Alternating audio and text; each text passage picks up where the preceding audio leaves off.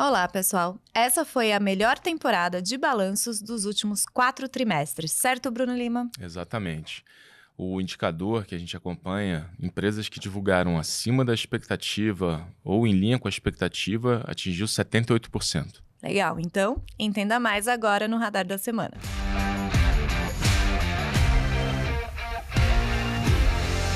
Eu sou Marcele Gutierrez e, como já anunciei, a gente vai falar hoje da temporada de balanços do segundo trimestre. Então, aqui na nossa mesa, Bruno Lima. E aí, pessoal, tudo bem? E, para complementar, Luiz Molo. Tudo bem, pessoal? Bom dia. Então, vamos lá. Bom, a ideia é a gente dar uma geral. Selecionei algumas empresas aqui para a gente detalhar. Bora lá. Mas vamos então, né? Não precisa detalhar todas, que são quantas empresas aí, né? Acho que listadas que divulgaram balanço. Então, eu queria entender. Essa sua frase, Bruno, você falou no Morning Call que você participou nesta semana, né? Que foi a melhor temporada aí dos últimos 4 trimestres. Que vieram em linha ou acima do esperado. Por quê? Teve algum fator ali que foi bom de forma geral para as empresas? O que aconteceu? Não, assim, na verdade, bom, esse TRI... Não, estou pensando aqui em algum fator único, né? Mas se você pegar um fator único, você tem uma explicação que vem justamente pela redução de despesa financeira, né? Redução da Selic. Então, isso é um ponto que já impactou de uma forma mais importante nesse último TRI. Então, as empresas, consequentemente, tiveram menos, despesaram menos, né? Menos despesa financeira nesse trimestre. Consequentemente, você teve um lucro maior, tudo mais constante. Esse foi um indicador comum, principalmente para as empresas mais ligadas ao mercado interno, que tem uma dívida em reais. As empresas que exportam acabam tendo a sua dívida muito mais numa moeda, muito mais em dólar, né? Uma moeda no exterior, para justamente você poder casar ali o teu ativo com o passivo. Mas nesse ponto, talvez esse seja o principal fator comum. E aí, acho que o restante foi realmente execução. Tentando puxar aqui, né, um pouco da mente, mas o que a gente viu foi muita coisa realmente do lado micro surpreendendo positivamente. Teve também, sem dúvida alguma, tem um pouco de efeito base. Algumas empresas, né, o mercado tinha meio que reduzido a estimativa e aí você tem, né, o que a gente chama de um resultado melhor que o esperado, mas em cima de uma base revisada ali, né, com uma expectativa um pouco menor, então tira um pouquinho ali da qualidade do número, mas majoritariamente a gente viu realmente as empresas corroborando a nossa estimativa para esse ano, e de novo, principalmente das empresas ligadas ao mercado interno, mercado doméstico, de um crescimento de lucro 24 contra 23, maior ou igual ali a 20%. Nosso número oficial, se não estou enganado aqui, puxando, dá uns 23%. Esse TRI foi até... A gente não fechou ainda, esse número que eu comentei, a gente divulgou na última sexta-feira. Ele abrange 65% das empresas que divulgaram até aquele momento. Então agora a gente vai fazer o restante, pegar de fato o grande consolidado. Mas na última sexta-feira, o crescimento do lucro das empresas domésticas, ano contra ano, estava vindo em torno de 17%. O que é bom, até porque você está num nível ainda de múltiplo, né, de valuation do índice, enfim, da bolsa, que é historicamente baixo. Se você pegar o small cap para tentar trazer um pouco mais de percentual das empresas ligadas ao mercado doméstico aqui para a história, né, o small ele está negociando nos menores níveis históricos ainda de múltiplo, de preço-lucro. Então, assim, você tem o múltiplo, você tem o crescimento, então você ganha uma convicção, na verdade, que aquele valuation ele está ali de fato. Outra coisa é você pagar por alguma coisa que o múltiplo é baixo, mas de repente você ser surpreendido negativamente no crescimento nos trimestres subsequentes, tem que revisar a sua estimativa para pior, para baixo, e o teu múltiplo, na verdade, de 7 vira, na verdade não era 7, era 8, era 9. Nesse caso não. Nesse caso você está pagando um valor extremamente baixo, atrativo, e o crescimento está vindo. O crescimento do lucro corroborando esse número. Então, tentando aqui simplificar, né, já para não ser mais redundante, mas é por esse prisma aqui que a gente está olhando. Legal. E teve algum setor ali, ou alguns setores que se destacaram do lado positivo e negativo? Só para a gente pontuar, né? Depois acho que a gente pode detalhar mais. Quer falar? Pode falar. Setor, acho que é difícil de colocar o dedo assim em um setor que foi de forma consolidada, positiva ou negativa, mas no geral, as empresas, como o Bruno disse, ligadas ao mercado doméstico têm surpreendido mais do que empresas ligadas à exportação, empresas ligadas também a commodities, muito por esse motivo de uma despesa financeira mais baixa, o que acaba surpreendendo o lucro, mas ainda assim a gente tem visto tanto receita quanto EBITDA de empresas no mercado doméstico surpreendendo mais positivamente do que quando a gente olha para receita e EBITDA de empresas de commodities, o que é bom. E no geral, assim, tem sido um ano que tem trazido alguns fatores que juntos somam um cenário que acaba construindo esse segundo trimestre de 24 melhor do que os últimos 4. O que eu quero dizer com isso? A Selic, apesar de não cair como a gente esperava no começo do ano, mas é uma Selic menor e é uma Selic que tem tirado a pressão sobre a renda disponível das famílias e também voltado a impulsionar um maior ímpeto das empresas em aumentar suas respectivas carteiras de crédito. Então, isso impacta positivamente empresas do varejo no geral. Quando a gente olha para a construção civil, acaba sendo não tão correlacionado com a Selic assim como o varejo porque também a gente tem baixa renda na construção civil e é uma dinâmica diferente. Mas a gente começa a ver os bancos dando os primeiros passos para reduzir o crédito imobiliário, a taxa hipotecária, mesmo com a Selic caindo mais devagar do que o mercado gostaria, mesmo com um cenário de poupança Brasil ainda apresentando muitos saques nos últimos meses a poupança acaba sendo o funding para a construção civil de média e alta renda.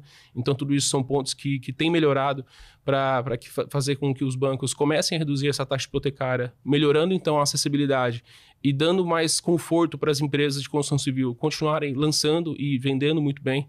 Então, o setor de construção civil também acaba sendo positivamente impactado por motivos como esse.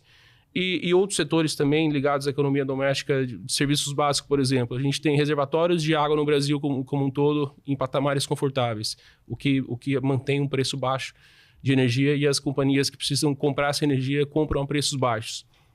A gente tem um inverno mais quente e um verão muito quente no começo do final do ano passado e começo do ano. O que beneficia... o início do inverno ele foi um pouquinho mais quente, né? Exato. Até pegou a parte de consumo varejo também na questão de coleção. Enfim, mas... Coleção de inverno ficou parada. Acabou tendo um impacto nesse... Não, é normal, é do modelo de negócio, mas isso é um ponto interessante. Sim. O cenário mais quente ajuda serviços básicos, mas acaba atrapalhando um pouco no varejo, porque a margem do varejo no inverno é maior. Um casaco você consegue uma margem melhor do que uma blusinha. Mais caro, né? Exatamente. Mas para serviços básicos, isso acaba impulsionando o volume de energia e saneamento. Então, assim, vários fatores têm contribuído com esse segundo trimestre melhor do que o esperado.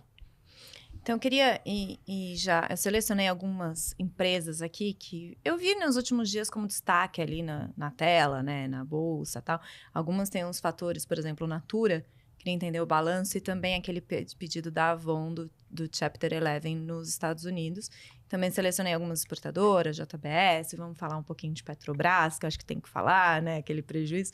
Então, eu queria começar, já que vocês falaram de esse destaque das empresas locais, a gente pode começar pela Natura, entender ali como que foi o balanço.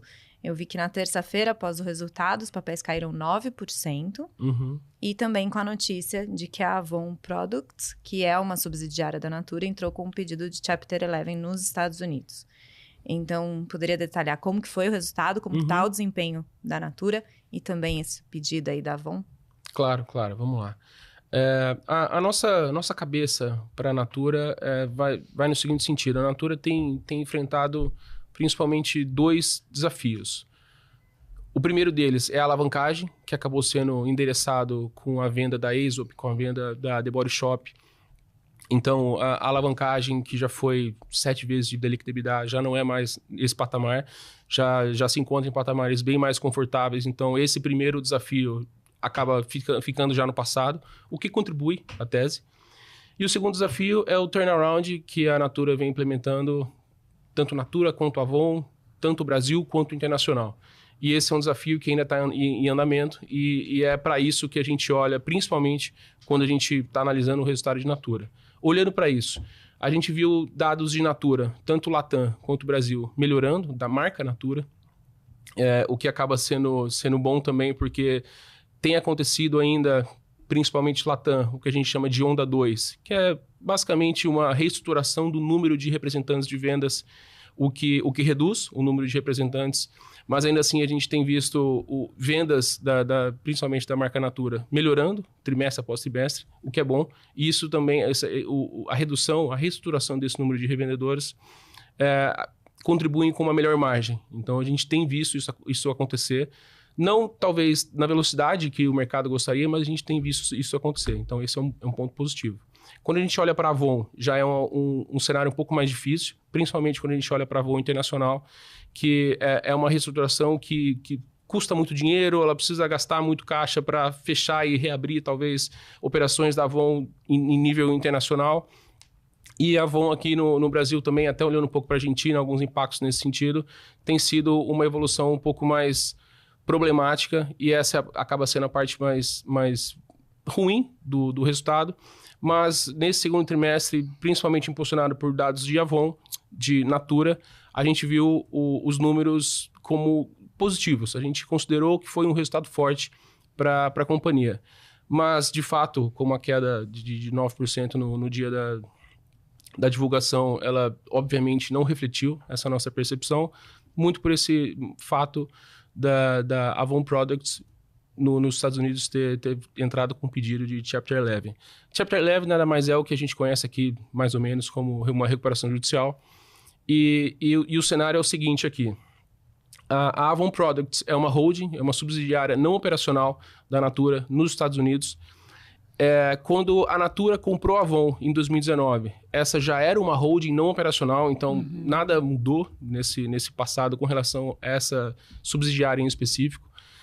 Não se sabe ao certo o tamanho da dívida dessa subsidiária, mas os últimos dados que a gente tem, não tão recentes assim, alguma coisa perto de 2 bilhões de dívida. A Natura é a maior credora dessa subsidiária, e com esse pedido, o que deve acontecer, o que a gente acha que deve acontecer é o seguinte: a Natura ela já se mostrou pronta para contribuir com esse processo de recuperação judicial, com esse Chapter 11 da Avon Products nos Estados Unidos. Ela, inclusive, já se mostrou aberta a dar um financiamento de $40 milhões. Ela se mostrou também com a intenção de comprar as operações da Avon Products fora dos Estados Unidos por $125 milhões. Então, o resumo desses números é que são números baixos, dado o tamanho da Natura. E como a Avon Products é uma holding não operacional, nada deve acontecer com os números operacionais da Natura, e também as operações da Avon Products fora dos Estados Unidos não estão participando desse Chapter 11. Então, esse é um impacto único exclusivamente da Avon e Estados Unidos. Então, isso acaba sendo um pouco impactante para a Natura no fim do dia. E o impacto prático que acaba, de fato, acontecendo é que o processo que começou em fevereiro ali com uma intenção da Natura se separar da Avon acaba estando paralisado nesse momento, dado esse processo. Até que esse processo termine, essa intenção de separação de Natura e Avon vai ficar paralisada, e isso acaba atrapalhando um pouco a tese, porque isso é um impacto que seria positivo para a tese, mas olhando para o médio e longo prazo, assim, no limite, nada muda aqui, porque são impactos financeiros pouco relevantes, e estruturalmente, assim, a Natura continua sendo uma tese que ela deve continuar melhorando suas margens, melhorando seus resultados. Isso vai acontecer aos poucos, com o tempo, e por isso a nossa visão sobre a Natura muda pouco com esse evento. Legal. E Bruno, queria entender outra aí que chamou minha atenção nesta semana, JBS. Muito bom o resultado, né? Vi um lucro ali, 1,7 bilhão de reais, 4,4 bilhões de reais em dividendos. Então, como que foi o resultado aí, esse anúncio? O resultado ele foi muito bom, assim, ele veio acima do que a gente tinha revisado positivamente, já revisado para cima, né? Enfim, as estimativas antes do resultado, porque assim, a JBS, como ela tem a Pilgrims lá fora, que é uma companhia que ela é controladora, a Pilgrims ela acaba dando uma boa pista também de como uma parte do resultado da JBS virá. Bom, Pilgrims divulgou, veio um resultado muito bom. A gente falou, bom, com base nesse número da Pilgrims, faz sentido, provavelmente esse número da JBS aqui ele vai vir melhor do que a gente estava esperando. E veio melhor do que a gente já tinha revisado.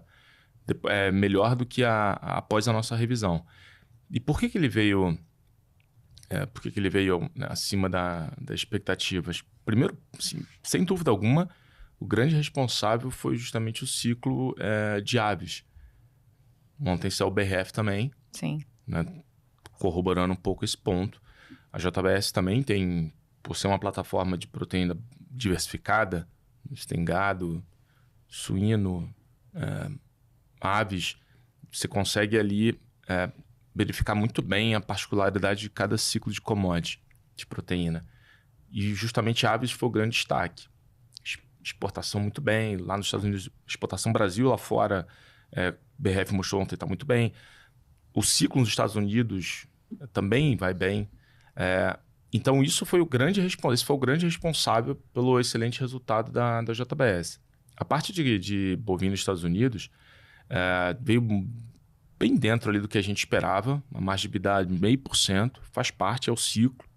É inerente ao modelo de negócio você ter o ciclo da proteína entre criação, abate e, consequentemente, o processo de escassez, né, de gado. Só que realmente as outras linhas vieram muito bem. Parte processado aqui veio muito bem, né, no Seara veio muito bem. Então você teve esses dois grandes motores ali, impulsionadores do TRI da JBS. A companhia... isso, de novo, eu acho que vale frisar que isso tudo com um momento onde o ciclo de gado nos Estados Unidos ele está operando do lado negativo. A gente já vinha comentando sobre a capacidade da diversificação do balanço da JBS ser um dos maiores alicerces da tese de investimento. Isso, obviamente, associado com valuation. Né? Você estava pagando um nível de múltiplo na história, na nossa opinião, muito barato, para você capturar, né, para você investir numa tese como essa e você deixar simplesmente o ciclo atuar a seu favor. E foi o que aconteceu. A demonstração do pagamento de dividendos, historicamente falando, ela é bem interessante porque normalmente quando a JBS adota essa postura, ela se mostra realmente muito confiante nos resultados subsequentes em termos de rentabilidade e geração de caixa. Um outro número emblemático é que se você pegar a geração de caixa da JBS nesse último TRI e você anualizar esse número, você está falando de alguma coisa próxima a 24%. Ou seja, a JBS foi capaz de gerar 24% do valor de mercado dela em caixa no ano, se você analisar esse TRI, mesmo com uma parte da plataforma de proteína dela, que é a parte de gado dos Estados Unidos, operando próximo a margem de EBITDA de 0,5% no caso. Assim, realmente o negócio ele faz valer essa tônica da diversificação. Então, assim, apesar do rally, enfim, olhando o próprio múltiplo histórico, dado que o EBITDA está aumentando acima da nossa estimativa, o múltiplo, apesar do rally do ativo, o múltiplo ele segue indo em patamares relativamente interessantes. E o ciclo do gado nos Estados Unidos, em algum momento ao longo de 25, ele vai começar a inverter, vai até um ponto de inflexão, porque faz parte do ciclo. Sim. É assim que ele opera, historicamente assim. Às vezes um pouco mais longo, às vezes um pouco mais curto, mas isso, em algum momento ele vai acontecer. Então a gente continua vendo com assim, uma visão positiva a tese de investimento em JBS. E ela é uma boa pacadora de dividendos, né? Não, toda vez que ela entra num ciclo de geração de caixa consistente, ela começa a atuar de forma mais importante nesse movimento de distribuição de dividendo. Também atua via recompra de ações. Então, se a gente pegar o último levantamento recente, ela recomprou, né, antes da divulgação do Estado, né, antes de entrar no período de silêncio, no período de lock-up, a empresa também atua no processo de recompra de ações, então ela realmente devolve esse caixa para o acionista sempre que você realmente tem um ciclo muito favorável de rentabilidade, enfim, de geração de fluxo de caixa para os ativos que ela detém. Legal. Continuando com você, Bruno, separei mais uma aqui, CSN e CSN Mineração. E eu vi ali no relatório que o destaque foi o segmento de mineração, né? Eu queria até entender, porque a gente fala muito da Vale, o impacto da China em Vale. CSN, as duas não têm esse impacto? Como que funciona? Não, o Semin também tem. O ponto ali do caso da Semin, na verdade, ele foi... ali foi realmente uma questão muito mais micro. Não foi menos uma discussão de preço realizado, como foi o caso da Vale, e aí foi realmente um aspecto tanto da parte de contenção de despesa, e também eles conseguiram entregar custo melhor, uma dinâmica de custo bem melhor.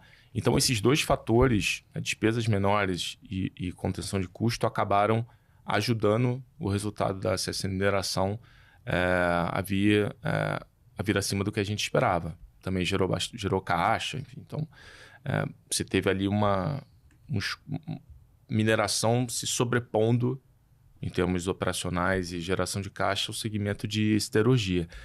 Siderurgia ele não foi ruim, ele veio até um pouco melhor do que a gente tinha, tanto olhando para siderurgia aí engloba tanto aço quanto cimento. O ponto ali no caso da CSN na parte de siderurgia foi muito mais uma questão de consumo de caixa nesse último tri. Você teve uma queima um consumo de capital de giro.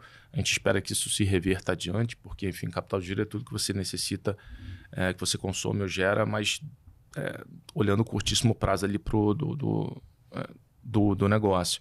A gente acha que esse capital de giro ele retorna adiante. Mas a companhia, quando a gente compara o endividamento dela, ela é um pouco mais alto do que os outros pares, né? Do que, enfim, Usiminas, Gerdau, outras empresas globais. Então, a nossa preferência, entre aspas, relativa, que a gente coloca no resultado, no caso, mineração se sobrepondo à siderurgia, ele vem muito também embasado nisso, na capacidade que o segmento de mineração apresenta para gerar caixa. Em termos de valuation, assim, a Vale ainda tem mais desconto do que o CSN Mineração, olhando o EV/EBITDA ali como um múltiplo relativo. Mas, sem dúvida alguma, o destaque positivo foi justamente essa capacidade da companhia de apresentar, tanto no âmbito de despesa quanto no âmbito de custo, uma disciplina nesse último trimestre. Na CSN, no dia que saiu o balanço, ela subiu bastante, mas agora tá realizando, vamos dizer assim, um ajuste. A Semin andou bem, né? E depois voltou. Assim, de novo, acho que tem sempre aquele evento do melhor do que o esperado, você opera ali, né? Tem muita gente que opera o dia seguinte ao balanço. Várias vezes o mercado começa a antecipar, então acho muito interessante olhar sempre a performance, o desempenho dos ativos 15, 20 dias antes do balanço, porque se você começa a ter alguma percepção que... Pega a JBS como exemplo, né? Você tem uma Pilgrims que divulga, veio melhor. Papel, provavelmente a JBS vai... que ficar sabendo antes. Você começa a ter uma boa ideia do que vai acontecer, né? Empresas do mesmo setor, por exemplo, setor de banco, né? Santander divulgou. Aí você começa a ter um pouco mais de visão, de opinião, né? De previsibilidade do que vai acontecer obviamente respeitando as diferenças de cada carteira de crédito, enfim, dinâmica de inadimplência, etc. Mas, digo assim, você começa a ter um pouco mais de visibilidade do que os outros pares, como é que eles podem vir. E aí acho que tem um pouco desse ponto. No caso do Semin, como a Vale tinha reportado um preço realizado mais fraco, acho que o mercado realmente não olhou isso tão... E o top-down de China segue muito assim, segue negativo. O mercado ele não conseguiu, de fato, trabalhar, olhar com um pouco uma capacidade de antecipar esse resultado. Então, realmente foi ali para o evento. E, de novo, foi um resultado que foi acima do esperado, basicamente pela gestão de custo e despesa que a companhia apresentou. E na CSN saiu uma outra notícia também, porque ela tem uma fatia na Usiminas, né? Acho que é 13%. E saiu que... Acho que foi na teleconferência que eles falaram que eles vão cumprir a determinação do CAD e vender essas ações que possuem na Usiminas. Como que tá isso? Então, isso tem que aguardar. Não tem assim, nenhuma grande novidade em relação a isso. Mas acho que tem ainda... tem uma discussão no âmbito jurídico acontecendo, mas, de fato, assim, tem que aguardar os próximos passos para entender o que seria a data, enfim, o processo formal, né? Certo. Agora, Molo, queria entender outra que, na verdade, é até uma dúvida que eu fiquei em dúvida. A Arezzo, né? Ela teve ali a fusão com o Grupo Soma. Inclusive, né, já tem as novas ações negociadas lá, que é da fusão das duas, que é a ZAS 2154. Exatamente. Como que foi? Esse balanço ele já foi consolidado? O balanço ainda foi divulgado separado? E como que tá o desempenho das duas empresas agora uma, né? Os balanços foram divulgados separados ainda. Esse foi o último momento da gente ainda ver Arezzo e Grupo Soma apartados um do outro. As ações da ASA 2154, né, elas começaram a ser negociadas dia 1º de agosto, se eu não me engano. Então, a gente já tem aí praticamente 2 semanas de negociação de ASA. E assim, inclusive hoje, agora, está acontecendo... dia 15, para quem ouvir depois, né? Dia 15 está acontecendo o primeiro Investor Day da ASAS, lá em Blumenau, na sede da Hering. E isso vai acabar endereçando muita das dúvidas que o mercado ainda tem sobre o que vai ser, de fato, Arezzo e Grupo Soma juntos. Vai construir, vai formar uma das maiores empresas de varejo, vestuário, calçado, bolsas do Brasil. E a gente tem que entender, de fato, mais os números que devem ser melhor representados nesse Investor Day que está acontecendo hoje. Quando saiu a notícia da fusão, né, lá no começo do ano, falava-se muito de uma sinergia a valor presente na casa de 4,5 bilhões de reais. A gente não acredita que vai ser tão grande assim, tão bom assim o número. A gente, inclusive, soltou um relatório ontem sobre o que a gente espera nesse momento pré-Investor Day, onde a gente vai ter mais detalhes. Na nossa conta, as sinergias, no geral, ficam em torno de 3 bilhões de reais. Isso envolvendo a Ágil da Hering, adquirida pelo Soma, redução de despesa, redução de custos, sinergias de produtos reserva sendo fabricados na fábrica da Hering, sinergias da expertise de franquia que a Hering tem, que a Arezzo não tem tanto assim, expertise de bolsa e calçado que a Arezzo tem, que o Grupo Soma não tem tanto assim. Então, assim, cross-selling, redução de despesas e etc., acabam construindo essas sinergias que a gente, na nossa conta hoje, estima em 3,2 bilhões de reais, o que fica pouco abaixo de 30% do valor de mercado da ASAS hoje, o que seria, então, um valor a ser capturado com o passar do tempo, na nossa conta prévia. Mas, de fato, esse Investor Day vai ser representativo para a gente ter um pouco mais de clareza, mas, sem dúvida, é uma empresa que tem uma dominância no mercado, tem uma relevância muito grande no mercado, tem melhorias a serem feitas em uma marca ou outra, por isso é uma tese que a gente acha bastante interessante. Legal. E só para relembrar, a Hering, né, as 3 empresas eram separadas, né? Sim. Aí a Hering foi comprada pelo Soma. Exatamente. E agora a Arezzo fundiu e aí as 3 Soma. viraram uma, né? Exatamente. A Arezzo, na verdade, comprou várias marcas nos últimos anos. A Arezzo tem diversas marcas de pequenos empreendedores, marcas que começou no e-commerce, NV, a própria Reserva. O Grupo Soma tem a Farm, Animale, tem várias marcas, todas operando, então, debaixo agora desse grande guarda-chuva ASAS 2154. Eu acho só complicado esse nome de falar, né? Acho que esse nome é até bastante criativo, assim. Eu tava lendo esses dias a respeito do motivo, assim. O pai do Birman nasceu em 1954, e aí houve ali um período problemático para Arezzo perto dos anos 90, onde ele queria criar um slogan de longevidade, que a gente vai passar desse período difícil. Então, sempre existiu, por causa do pai do CEO da ASA hoje, um slogan de rumo a 2154. E aí, para juntar Arezzo com Soma, deu ASAS, e aí juntou esse slogan, então virou ASAS 2154. Projeção longa, né? Exatamente. Pô. E, Bruno, e a Petrobras? A gente viu ali o prejuízo de 2,6 bilhões de reais no segundo trimestre, ante um lucro no ano anterior. Óbvio, a gente sabe que não tem que olhar só o resultado da empresa, mas chama atenção, principalmente no caso da Petrobras, né? Então, agora que já passou um tempo, já teve teleconferência, né? O mercado já absorveu os números ali. Como que tá a Petrobras? Como que foi esse resultado? As expectativas, o que foi falado ali na teleconferência? Assim, o lucro em si, a manchete, ela nesse caso, assim, ela é totalmente não recorrente, porque o lucro ele foi advindo do pagamento do acordo que a companhia realizou com o CARP. Então, assim, Isso é simplesmente uma questão muito específica. Não foi nada operacional. Não, né? zero operacional. Então, o pessoal vê a manchete, assusta, mas Uhum. né, você tem que expurgar o evento não recorrente. Do lado operacional, teve não teve uma coisa que o mercado, de certa forma, ele já estava antevendo, que era impactos um pouco negativos de algumas paradas de manutenção. Mas, sem dúvida alguma, a principal tônica ali foi a discussão relacionada à alocação de capital da companhia e o que eles colocaram sobre a revisão, o que eles mencionaram sobre a revisão oficial, né, da curva de investimento. Então, eles reduziram a perspectiva de investimento sem impactos para a parte de produção, ou seja, não impacta a rentabilidade, enfim, da companhia. O que a gente vê com bons olhos no sentido de geração de caixa, que sem dúvida alguma é isso que o mercado ele segue monitorando de perto, né? Alocação de capital, a discussão de M&A. Então, nesse ponto que a companhia trouxe na teleconferência, né, após o resultado, a gente acha que ajudou a descomprimir, pelo menos agora, né, nesse momento, um pouco da percepção de risco que o mercado, enfim, acabou tendo depois de anúncios recentes, enfim, entrevistas recentes de executivos da empresa.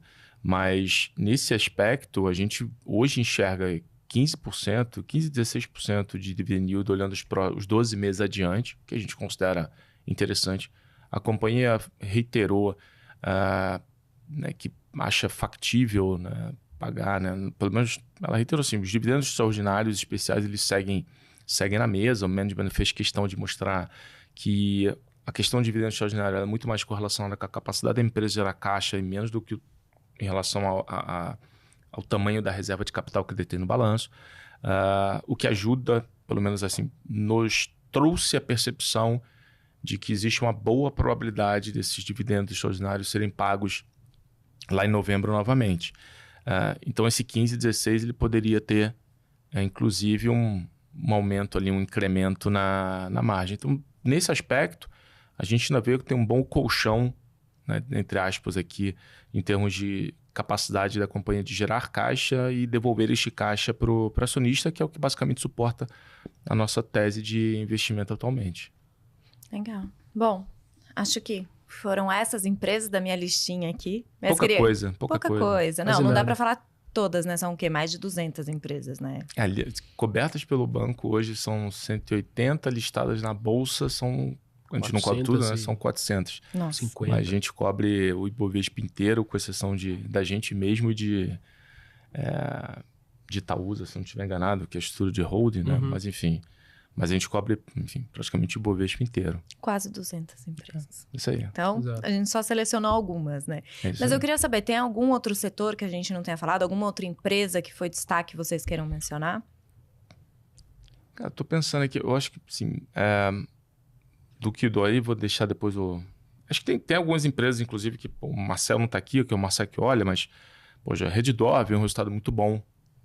Também, né, trouxe... O mercado também já estava telegrafando um pouco, mas veio acima do que o mercado esperava. Eu acho que o setor de saúde, depois de algum tempo ali, lutando com uma sinistralidade ainda alta, a gente viu uma dinâmica melhor. E não foi só a Redditor, mas a Hapvida também trouxe uma dinâmica de sinistralidade melhor nesse último trimestre. Mas a Redditor acabou sendo um destaque dessa temporada de resultado. Acho que tem algumas coisas do Mola ali que também vale a pena comentar, mas assim, tô até olhando aqui, né, que eu tô com a minha colinha, né, aqui aberta, mas, por exemplo, distribuição de combustível, Vibra veio um bom resultado nesse último tri, margem para o metro cúbico bem elevada, isso mesmo numa uma indústria de distribuição que atravessa ali uma certa concorrência de diesel importado, né? Isso a gente acha que veio para ficar, mas ainda assim os incumbentes estão conseguindo mostrar margens por metro cúbico num patamar relativamente alto. As próprias empresas Junior Company de petróleo também divulgaram bons números, e aí muito mais na ótica de geração de caixa. Então, acho que corrobora um pouco do que a gente bate aqui na tecla algumas vezes, que é muito mais interessante olhar o micro dos setores do que alguma coisa, né, mais Porto Seguro, por exemplo, também veio com um bom número no último tri. Acho que a gente acha que é mais essa toada aí, mas acho que tem mais coisa do lado do módulo. Tem. Vamos lá. Eu até tenho minha colinha aqui também. Assim, também acabo chovendo no molhado, né? Batendo na mesma tecla, mas assim, eu trouxe alguns nomes que se destacaram com relação a resultados de serviços básicos. Eu preciso destacar a Eletrobras. Ela vem melhorando os resultados já há alguns trimestres e o destaque desse tri foi que ela divulgou uma melhora significativa no balanço energético dela, ou seja, na energia contratada que ela tem para os próximos anos, principalmente ali no espaço de tempo entre 2024 e 2026, ela conseguiu melhorar bastante o nível de contratação de energia dela, que era uma das questões que o mercado via como bastante problemático da companhia. Além de melhorias contínuas do turnaround que ela vem fazendo, despesas PMSO melhorando, despesas de compulsório melhorando e etc. De varejo, algumas... De varejo, no geral, foi um setor que se destacou, mas assim, o Smart Fit cresceu o número de alunos por academia, ticket médio por aluno, cresceu o número de academias, então assim, no geral foi um resultado muito forte.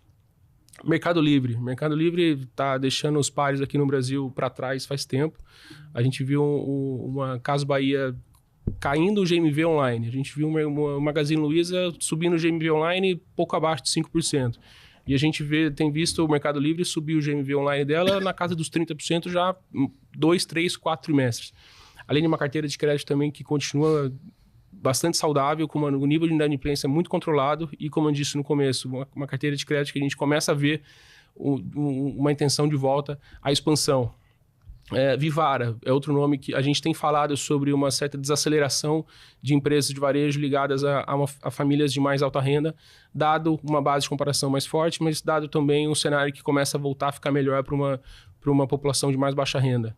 Volta do crédito, despesa, renda disponível, etc. Mas Vivara continua mostrando números muito bons. Vivara Life crescendo muito na comparação anual e a própria bandeira Vivara também crescendo de forma consistente.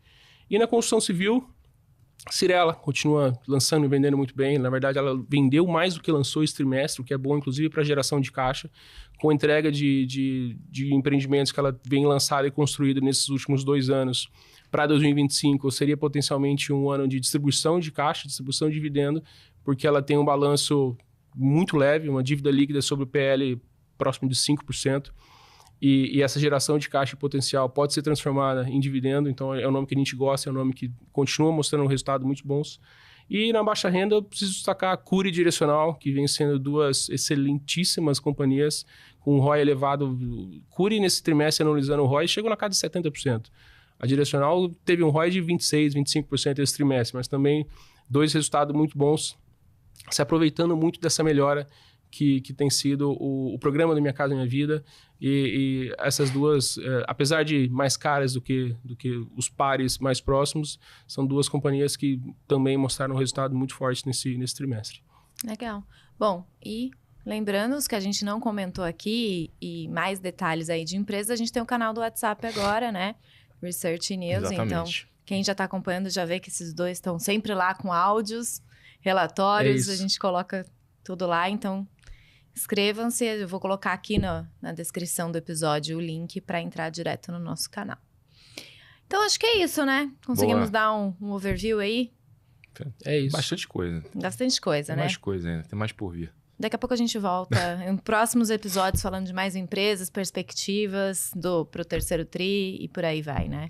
É isso, Não para. Mas só para resumir rapidinho, terceiro tri deve ser bom? Não dá para saber ainda? A gente tá... Não saber, mas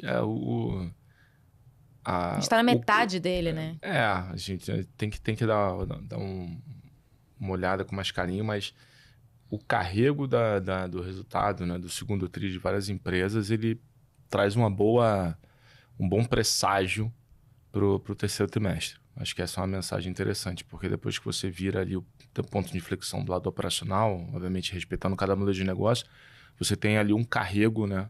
Você começa a ter uma inércia mais positiva adiante. Legal. Bom, e eu falei metade, a gente tá na metade mesmo, né? 15 de agosto, cravou. exatamente. Exatamente. Muito obrigada, Bruno. Obrigado a vocês, valeu. Obrigada, Malu. Eu que agradeço, Marcele. Então é isso, gente. Mais um Radar da Semana no ar. Lembrem ali de se inscrever no nosso canal do BTG Pactual no YouTube, no Radar da Semana no Spotify ou nas outras plataformas de podcast. E, como já falei aí, no nosso novo canal de WhatsApp. Até semana que vem.